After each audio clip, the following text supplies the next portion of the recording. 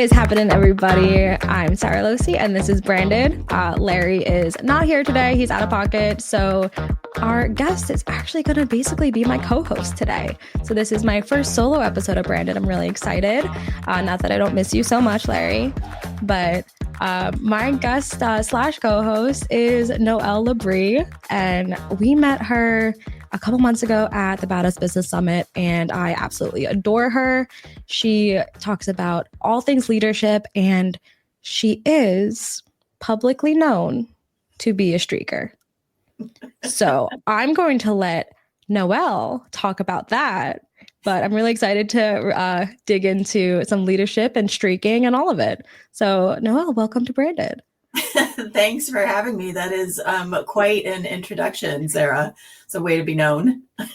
I mean, hey, I'm known as the girl with the penis tattoo. You're known as a streaker. We have a lot in common. You know, I think that we do, actually. I think that we do. Yes, I often do introduce myself. In fact, at the summit where we met, that's how I introduced myself, as a streaker. In fact, as of today, I have effectively streaked for 3,486 days. That is insane. It is a little bit. That's a little over 9.5 years. And when I tell people that I'm a streaker, of course, you know, they get this image of the naked guy running down the football field. And I'm not that kind of a streaker.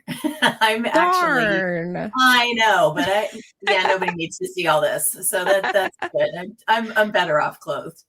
I'm a run streaker. I have run a consistent mile every single day for the last 9.5 years. Completely started as a lark. I never had any intention of running every day for 9 years.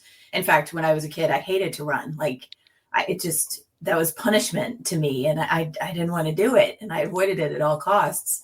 But I decided for my 30th birthday that I wanted to go to Ireland, and I got this crazy idea that I was going to run a marathon, because in Ireland, and that's what you do, just because.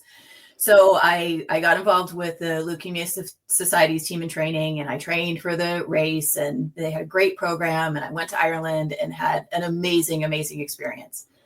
And then I stopped running. And for whatever reason, I kind of sort of picked it back up again. I've lived internationally. I've lived in a lot of different places, and I was living in Costa Rica and working there. And I decided, when I found out that my contract was ending earlier than expected, I thought, all right, I'm just going to see if I can run every day until I leave. So I did. It was about 40 something days, just a mile. Single mile every day. Oh, that's it. Yeah. Just a mile. Easy mile. Piece of cake. No worries. I don't think I've ever ran a mile in my life. Maybe collectively. A mile is actually a lot farther than people give it credit for. I mean, it's a significant distance. And, whether you're walking or running or hopscotching or whatever you're doing, I mean, it's like 2,000 plus steps. So, I mean, that's a significant distance to go. But I did my 40 days. I came home to the US and I thought, all right, well, I've already run for 40 days in a row. I wonder if I can run for 100 days in a row. And then I did. And then since then, I just kind of haven't stopped. And so I have now been officially a streaker for 9 years. I've run in airports. I've run in the Grand Canyon. I have run in every kind of weather you can possibly imagine. And I do it, Sarah, because I've realized that it makes me a better person. It makes me a better leader. It makes me a better friend. It makes me a better daughter.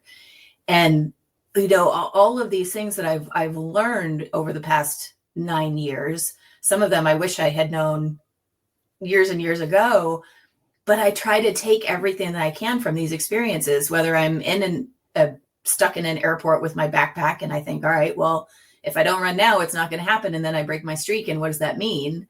I try to take from all of these different experiences around me, and running has given me so much. Now, all of that said, I am a back of the packer. When I ran my first marathon, somebody asked me if I was going to win, and I laughed at them. I was like, are you kidding? Look at me. Do I look like an elite runner? That's just totally not who I am.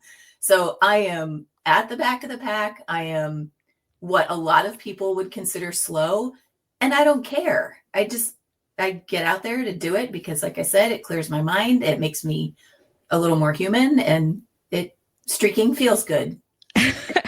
Well, I am about 7 months from my 30th birthday, and I am far more likely to become an actual streaker than a runner. Yeah, that's not going to happen. Never say never. Anytime I've had to run, it definitely did not make me come off as a better person.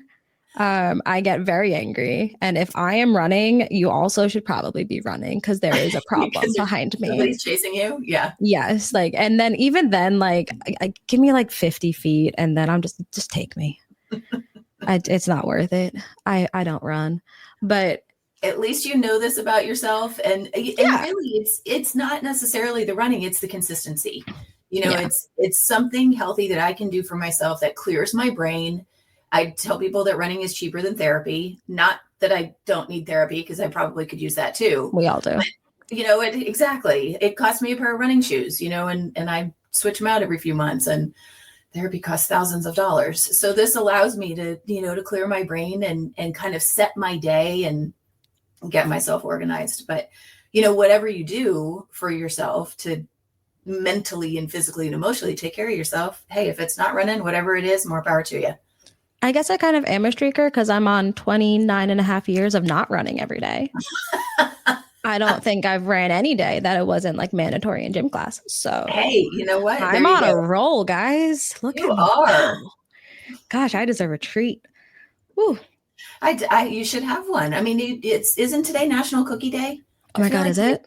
National Cookie Day. I think so. Today's Thursday, right? That we're recording. Thursday, yes. Yeah, I think it is. If that is true, then they're probably giving out free cookies at like Tiff Streets or Crumble or something, and I'm going to go look into that. So we're going to end the episode here. You're welcome. Yes, more things are more important. No, I think it's really interesting what you said, even though I completely don't relate to it. But running makes you a better leader, and I love that.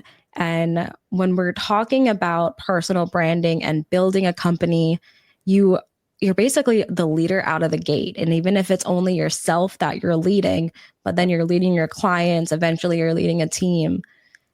Having those leadership skills is important. And I don't think a lot of us take the time to really think about them or develop them. And I know I can't lead myself. I can't get myself to do much of anything. I need other people to yell at me. But you have that ability to be consistent and put yourself in those positions. And I think that's really amazing. So what are, outside of running for us lazy people, what are the ways that you can develop those kinds of leadership skills? And what are those skills that are really important to people that are just kind of starting out on their entrepreneurial journey? That is a fantastic question. And it all comes with starting exactly where you are. I have kind of developed this thing called Carpe Diem leadership. I absolutely believe that every person has the potential to be a leader. And you're absolutely right. When you're a solopreneur, when you run your own business, you're not only in charge of the business and your clients, like you said, but you're in charge of you. And how do you find that resiliency and that potential within yourself so that you can be effective in running your own organization? And it all starts with knowing who you are to begin with. And everybody, I truly believe everybody has potential, like I just said, but not everybody has the same skill set. Not everybody has the same traits and the same characteristics that could potentially make them a better leader. So I think a great place to start is to think about the people in your life who have been a leader for you. Is it a boss, a coach, a parent, somebody that you're related to? Maybe it was a teacher that you had when you were in school, somebody who's inspired you and encouraged you, because that's what true leadership is. It's the motivation and the inspiration and the encouragement. So who were those people for you? If you can identify 2 or 3 of those people and then think about, okay, what skills did they have that I admired? Or what skills did they have that I felt inspired me? And a lot of times when I do this exercise with people quite a lot, and when I ask them this question, it's a very common list of things that come up. If it was a teacher, maybe they were really encouraging. If it was a former boss, maybe they had the ability to make people feel really welcome and they were open to ideas. So you could go through so many different things: integrity, empathy, compassion, communication skills, decision making, being able to respond appropriately in a time of crisis. There's so many different things that if you look at the people in your life who have inspired you, those are the skills probably that you as a leader value the most. So then to look at, all right, if I know that compassion and empathy is something that's really important to me, that's one thing that I learned from my mom, and she's definitely a leader for me. If I know that that's important to me, how can I utilize that in my own leadership style? And now if we're going to talk about leading yourself, how can I be compassionate with myself as a leader? Just like I would be, right? That hit. Just like I would be with my best friend or an employee or my sister. Am I compassionate with myself? Am I talking to myself the same way that I would talk to them? I talk a lot about that concept when I talk about imposter syndrome. And the ways that we are able to move past imposter syndrome. One of the things that I always say to do is just treat yourself the way that you treat others versus treat other people the way you want to be treated. Yep. And I love that in the kind of the perspective of leadership. And when I think back on like bosses, I don't always think of them in the same terms as leaders. And that's like those aren't the same thing. I feel like people assume that like whoever leads the company is the leader, but like a lot of times they're not leading you anywhere. They're just telling you what to do. Yep. And I mean, there's that common saying of people don't leave bad jobs, they leave bad managers. And I mean, I never really was in a position to develop the leadership skills that I needed. And a lot of people probably in that. And when I started my company, I left a position that was kind of a leadership position. I was a director level, but I was my whole department. Yeah. So I was only leading myself. And I had left because I didn't feel like I was doing it well. And I felt like I was letting people down. And so I'm like, yeah, let me just go start my own company and be my own crappy leader. And I can only let myself down. And I've done a great job of that. Oh, cheers. See, don't you talk about my friend that way. You just did it. You just did what we were just talking about. Don't talk about her like that. Oh, life imitates art. You're so right, though. And I think, what you just described, you didn't have a leader. You had a boss. And there is a big difference. Sometimes a boss can be a leader. But, I have this amazing quote that I share with people a lot, and it's from Rear Admiral Grace Hopper, who, if you don't know her, look her up because she's freaking amazing. But she said, you manage things, you lead people. What you had was a boss who was managing, not somebody who was truly leading. And it's so unfortunate because that happens everywhere. It happens across the board in every industry. And I think that's why I'm so passionate about this. And again, as a solo business owner, as a leader for yourself, I mean, you've got to know how to incorporate. Yeah, there's some things that you have to manage. You have to manage tasks. You have to manage your calendar. You have to manage phone calls. You have to manage all that stuff. Those are things. When it comes to true leadership, you have to know how to guide yourself as a business owner in order to be productive and effective and prosperous. Otherwise, you're not going to make it. And it all starts, again, with having that understanding of who am I? What are my strengths? What can I capitalize on? And then those spots where I'm not so great, who can I get to help me or teach me how to be better in those areas? So, yeah, you didn't have a leader. You had a boss. No, I was not the leader. I was like, it was me. But no, looking at that. Yeah, in your previous role. Yeah. Yeah, no, but I was the one that was supposed to be the leader.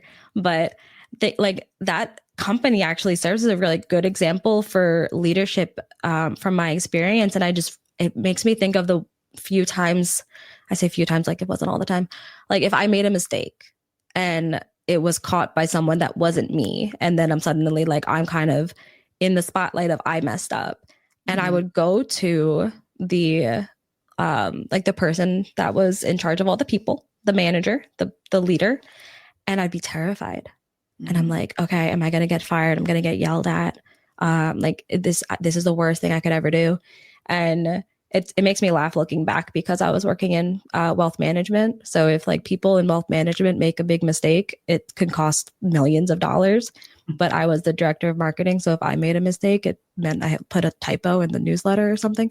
So it was, my anxiety was not in proportion to the role. But I remember sitting down in front of she was the COO at the time, she's president now, and just being ready. I'm like, she's going to go off on me. Like, I'm the worst person. I'm going to get fired. And she just looked at me. She's like, what can we do to support you so that mistakes like this don't happen again? What do you need? And I was just confused. Yeah. I'm like, no, you're supposed to yell at me. You're supposed to be mad. And I think that was the moment that I realized like the difference between a boss and a leader. Yeah. And it was so like eye-opening and it was so refreshing. And I just remember thinking like, if I'm ever in charge of people, that is who I want to be. And those are the moments that are so that we can take so much from, right? Like having that aha moment of like, wait a sec, why is she not giving me such a hard time about this? You can learn as much from a good leader as you can from a bad one, you know, and from her, you were able to learn, okay, if I ever have the opportunity to lead others. And again, you know, going back to leading yourself, that you want to be collaborative, you want to be compassionate, you want to be understanding. And those are all characteristics that are so important, again, when you're trying to inspire and motivate and, you know, create something amazing. That, I mean, yeah, that what an incredible learning moment for you to take away from that and be able to put into practice, you know, in your own professional now business owning career. Really and shout out to Lena. Thanks, Lena. What would you tell people who are just starting out in that business owner, or maybe they haven't been at this for a long time and they have to grow into that leadership role? Yep. What would you tell them? What is that like best piece of advice you'd give? Oh gosh. Again, I mean, I know I just said this, but it comes with allowing yourself, being humble enough to know that you're not perfect. Being positive and confident enough to know that you can learn what you don't already know. And along those lines, to recognize that you don't know what you don't know. You know, there's a whole world of things that when you come into business ownership, that you might have been great in the corporate environment. You might have been awesome at whatever your other job was. You might have succeeded and done really well for yourself. But as an individual business owner, there's a whole other world of stuff that you don't even know yet. So you have to recognize that as wonderful and confident as you are in your ability to do what you're going to do, the humility to know that, okay, I'm open to learning as I go through this process, and I'm expanding into my own business ownership, entrepreneurship, solopreneurship, that I am open to learning the lessons that life has to teach, because they're everywhere. They're all around us. And every time, every conversation is a learning opportunity. Every meeting is a learning opportunity. Every email you send out and get back either a no or a ghost or a yes is a learning opportunity. And when you are stepping into that entrepreneurial role and starting out as a leader for yourself, again, you've got to have that self-awareness to know, I'm really great at this stuff, but somebody else is going to have to help me over here because I'm not so great at that part. And that can be a really tough pill for a lot of people to swallow. Yeah. You know, they feel really strongly that they're able to do well in a lot of different areas, and they have a lot of trouble asking for help because it makes them feel weak, or it makes them feel like if I admit to this person that I don't know what I'm doing right now, then they're not going to have the confidence in me for me to serve them as my client. And it's tough to admit I need help. I need advice. I need guidance. But for heaven's sakes, I mean, we all do. And Yeah. I think we need to get over asking for help or admitting that we don't know something as a sign of weakness, and recognize that admitting that is actually a sign of strength. Yeah, I actually just started working with a business coach. And for me, it wasn't like I couldn't admit I didn't know the things. It was I knew I didn't know so many of the things that I was embarrassed to admit to somebody else how much I Right. didn't know. Because Yep. I never planned on being a business owner. This was not on my bingo card. This happened like almost by mistake.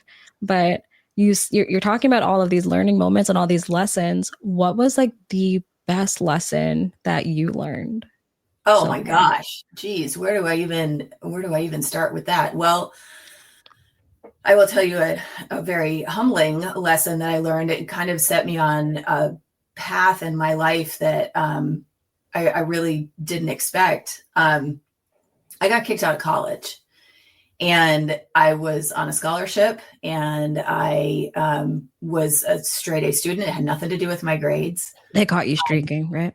Yeah, no, down that campus, actually, that would have been a whole lot better than what actually happened.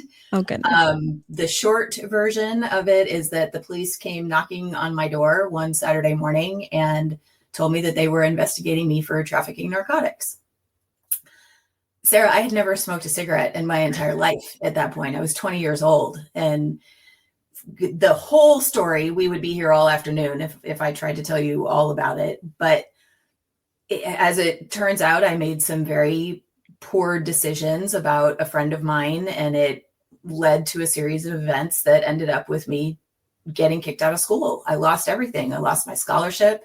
I lost my job. I was working as an RA in the building, and I mean, I lost it all and had to go home. You talk about humbling and asking for help. I had to go home to my parents and admit to them that I was in major trouble and, needed to come back home. From that, I first learned that I am, and we all are, capable of way more than we think we are. We set these limiting beliefs to ourselves. I didn't know that word at the time, but we do. It's, you talked about imposter syndrome a moment ago. We set these limiting beliefs for ourselves and have ourselves convinced, oh, I can only do this, or I'm never going to accomplish that, or, that thing that I want. Yeah, it's really never going to happen for me. It's not true. We put limits on ourselves that don't necessarily exist. So that was one thing that I learned is, wow, I really am capable of handling some pretty shitty stuff, because it was hard. It was really, really hard to come back from that.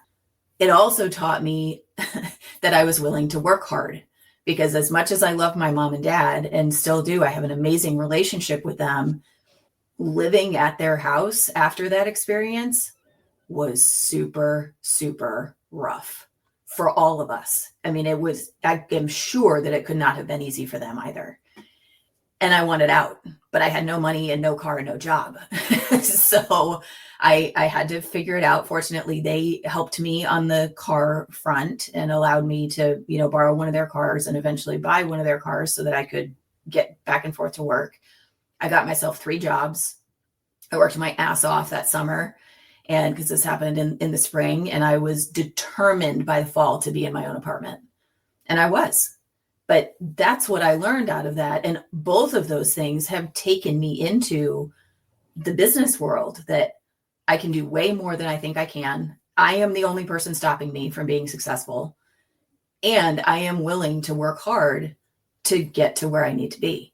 And again, both of those things from an entrepreneurial standpoint are so important to recognize, because we each do that to ourselves, where we kind of put ourselves in this own little world. However, as an entrepreneur, as a solo business owner, you're already exhibiting that you're willing to take that chance. that you're willing to put yourself out there. Are you willing to do the work that's going to help you to be successful? That's the next step of it. So that was I have several questions. Please. So you weren't trafficking narcotics. I was not. Were you ever cleared, or is there still a warrant out there somewhere? No, I was cleared. It won't turn you in, I promise. Yeah. Nope, I was cleared. I went down to the police station. I had to make a statement. There were, again, a whole series of things that happened. And fortunately, I was not ever charged with, I could have been. And I look back on that now and think, thank you, God, that didn't happen. Because of course that would have been a completely different trajectory in my life. Yeah. But yes, I was not ever formally charged, and I do not have any outstanding warrants. Well, that's good. Yes. Did the school apologize for kicking you out? And what's so crazy about it, I mean, there was such a weird series of events afterwards that, okay, so I got kicked out of school, I lost my scholarship, and again, that's what the police said when they came to the door. I ended up my jobs that I got that summer, two of them were, I had 3 jobs. I worked at a grocery store, and I worked at 2 different pharmacies behind the pharmacy counter as a pharmacy tech, because I had done that before. So I just love the irony there. And working in a pharmacy, not really sure that those should have connected. So that was one thing. I love the irony. Oh yeah, there were lots. I was not allowed to take my final exams. That was it. I was done. We were only like 4 weeks out from the end of school, or 5 weeks out from the end of school, but I wasn't allowed to take my finals. I still managed to land on the dean's list, even with zeros, on all my final exams, because I really was a good student. I had already accrued so many credits at my college that if I had transferred someplace else, I would have lost like 2 years of school. So I had already accrued so many credits that I ended up waiting. They banned, I can't believe I'm saying all this. Holy cow. They banned me from the campus for a year. I was not allowed to take any classes or even step foot on campus, but I was allowed to re-enroll. And so I did, because again, I already had so much that I had accrued, and I was getting pretty close to graduation. I ended up re-enrolling and graduating from that same college with honors. And the dean who handed me my diploma when I graduated was the same dean who kicked me out of school. What was her name? I don't remember. I think I blocked it out. Darn. I mean, it was, I can picture Come her on, face. call him out. I know, I can totally picture her face, because when I, God, again, I can't believe I'm saying this. When I came back from the police station, she was standing in my dorm room, and she looking for drugs. I don't think so. God, that never even occurred to me that was what they were doing while they were there. Oh my gosh. No, she told me that, she was there to tell me that I was, banned from campus and kicked out of school and couldn't finish classes and whatnot. But she was the same one who shook my hand and handed me my diploma. Couldn't you sue? It's innocent until proven guilty. That's unconstitutional. It was crazy. This is a rabbit hole experience. Yeah. I'm telling you, this could be a whole other conversation. This is no longer branded. This is unsolved mysteries and right, exactly. false imprisonments. Exactly. Amazing. But again, you talk about learning experiences, and that was literally the worst day and the best day of my life, because it changed so much for me. And so often, and I feel very thankful, and again, very humble to know that I was able to step to a completely different path from that experience.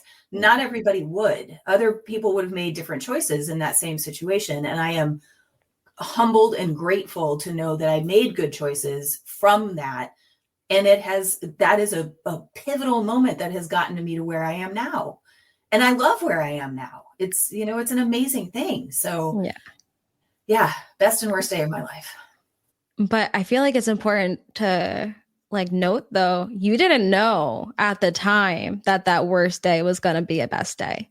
Nope. That must have taken a long, long, long time to realize. Yep. And I think that's important because a lot of people out there, they're going through those worst days and they think it's like the end or it's rock bottom or whatever it is. But one day, hopefully, you can look back and see what you learned from it and how you grew from it and have it be one of those best/worst days. And I'm glad that that's how it happened for you and it doesn't stay as a only a worst day. And you're not in prison for drug trafficking, that we would have never have been. That would have been a shame. Yeah. But Would not be good. you love where you are now. So where are you now? Tell us about what you're doing now and how you got there from Oh the gosh. windy road. It has been a very windy road. I've had some pretty crazy life experiences, and I am fortunate now to be running my own business, and I work with young leaders. I say young, not necessarily young in years, but young in experience. And I work with them again to find those strengths that they have and capitalize on the areas where they're really good.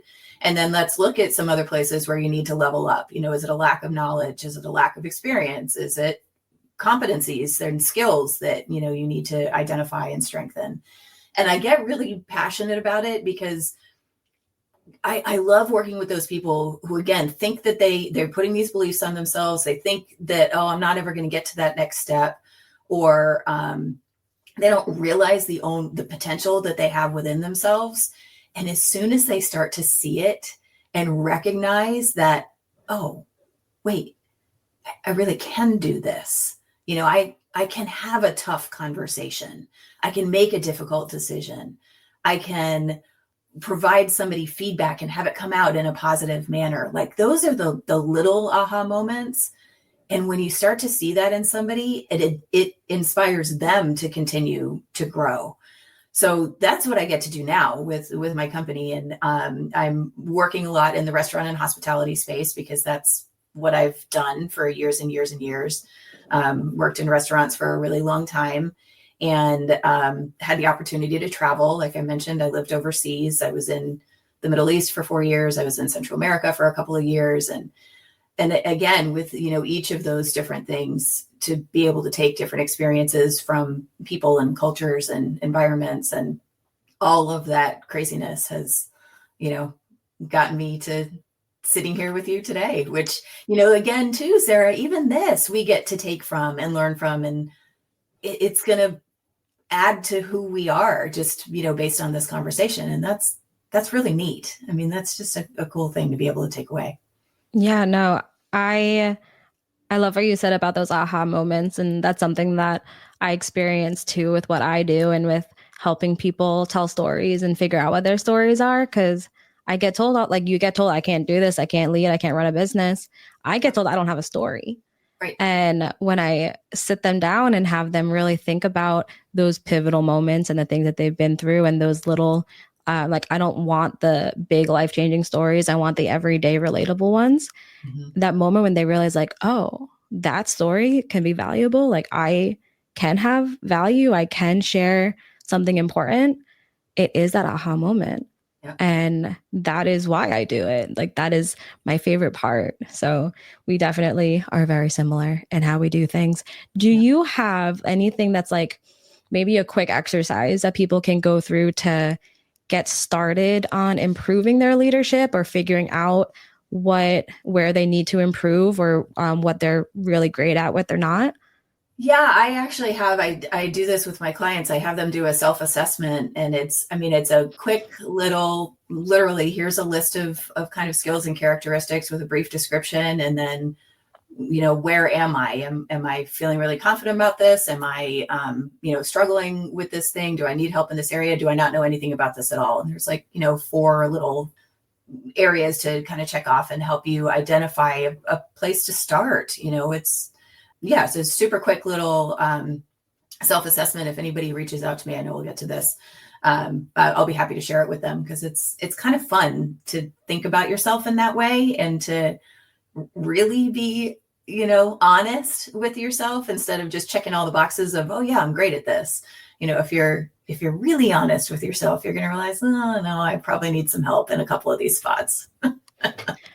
It makes me think. So my business goes, it's Andrew Lampa, and I've done exercises with him that are very similar to what he does with his clients. Like I was asking the same questions, but he was still like, wow, like I haven't thought of that.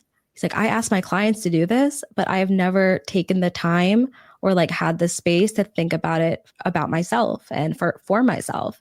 Yeah. And so even if you like, if you're a business coach out there or you are a leadership coach out there and you're not taking advantage of like opportunities like that to go through those exercises for yourself, you're missing out on a lot because you don't, when you're doing it all for other people, you don't take the time to do things for yourself.